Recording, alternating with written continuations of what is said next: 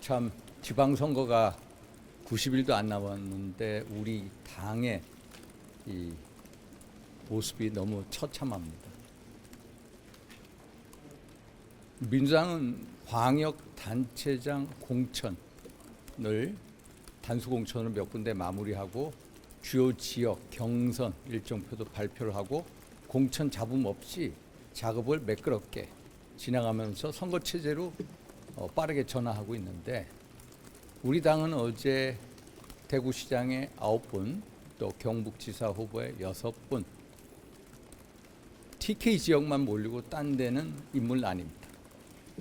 전국 정당인은 이라는 이 국민의 힘이 영남 자민련도 안 되는 TK 자민련으로 추락하고 있다.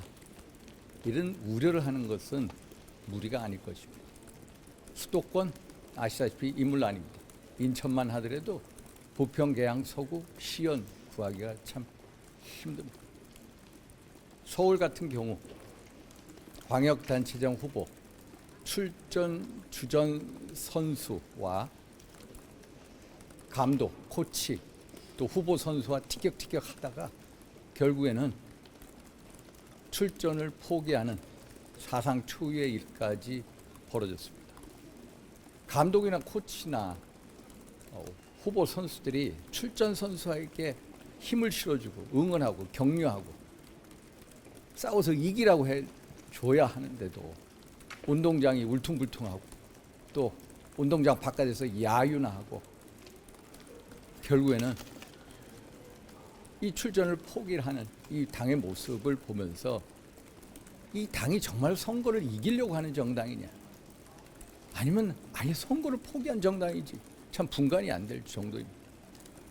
지난주 갤럽의 조사를 보면은 우리 국민의힘 지지율 21%, 민주당 지지율 46%, 오세훈 후보 지지율 35, 40%.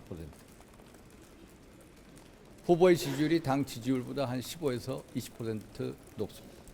그런데 어제 오세훈 시장의 행보에 대해서 저는 어떤 돌출 행보라기보다는 어떤 이번 선거에서 구조적인 필패의 위험성에 대해서 경고를 하고 또 당이 변화를 위해 몸부림쳐야 한다는 전략적 시그널을 준 것이다. 그래서 오 시장을 비난만 할 게 아니라 당 21%의 간판으로 서울 또 수도권 선거에서 어떻게 이겨야 하는지 우리 당이 또 우리 국회의원들이 답을 제시해야 될 때다, 이런 생각을 합니다. 우리가 이 한리 법칙에 대해서 잘 알고 있습니다. 대형 사고가 나기 전에 크고 작은 경미한 사고, 신호, 300여 차례가 온다고 하는데 지방선거의 대참패 결코 우연히 이루어지지 않습니다.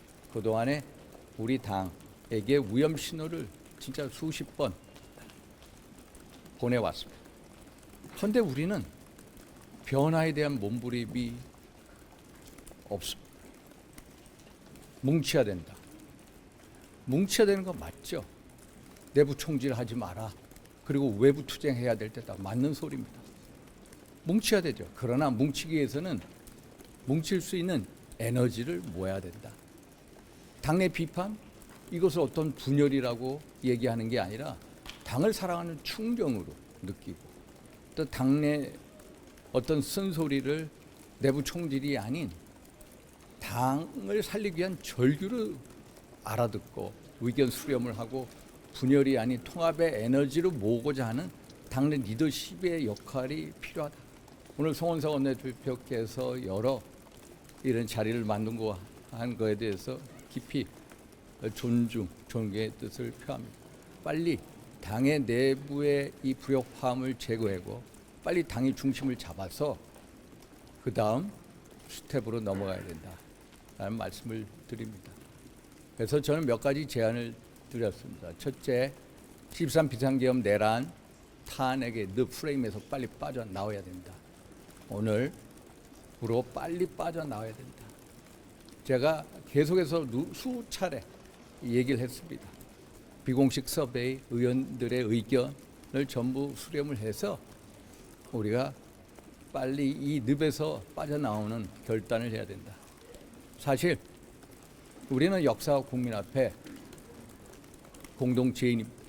적어도 이재명의 나라를 만들어서 대한민국 사법부가 몰락하고 대한민국의 가치와 근간이 무너지게 한 데에 대해서 우리 모두의 책임. 그래서 역사 국민 앞에 속죄와 책임의 자세로 서야 된다.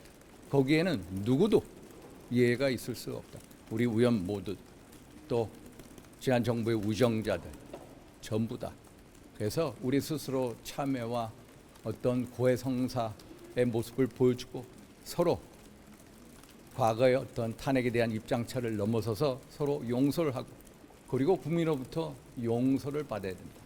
국민으로부터 용서받는 길은 우리가 속죄의 의식을 통해서 대한민국을 이재명 정부에 맞서서 지키겠다. 대한민국의 가치와 근간을 반드시 지켜내겠다는 비장한 결의를 보여줄 때 우리가 늪에서 빠져나오는 첫 걸음이 될 것이다. 그리고 서울시장 광역단체 후보 공모, 공천 후보자 공모를 기간을 연장해라. 그리고 특히 수도권에 있어서는 민심 특례 규정, 룰을 적용시키자.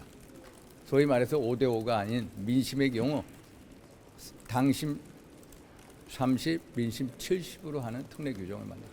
그리고 수도권 필승 TF팀을 만들자. 그리고 그 TF팀하고 지도부하고 연석회의를 개최하자.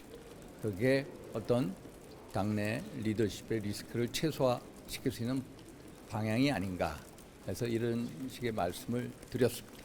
이상입니다. 됐습니까? 저의 얘기만 말씀. 남의 이 발언을 제가 말씀 안 드립니다. 관련해서 지도부가 반응이 있어요. 아직까지 없습니다. 또 지금 뭐 의원분들이 얘기를 하는 중입니다. 의원님 보시기에 안에서 의견이 좀 오늘 다 모인 수렴이 돼 있다고 예, 오늘은 어떻게든 마지막 송원석 원내대표께서도 마지막 정책 발언이라고 했고 그래서 의원분들의 분위기가 어떻게든 결론을 내자라는 분위기입니다.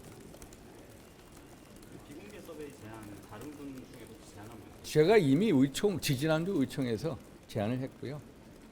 사실 비공개 의원들의 서베이를 하든지 아니면 각자 헌법기관으로서 당당하게 의견을 개진해 달라 해서 지지난주에 제가 이미 의총에서 비공개에서 말씀을 드렸고 오늘은 송원석 원내대표가 제안하신 4개 의제에 대해서 어떤 식의 찬반 의견을 묻자라는 제안이 있었습니다. 됐죠? 응? 시경 관련해서 다른 분들도 좀 관련 발언을 하셨습니다. 다른 분들도 관련 있습니다. 뭐 일부에서는 목리를 부리냐 아니면 충정이냐. 그러니까 저와 같은 입장을 가진 분들 있었습니다.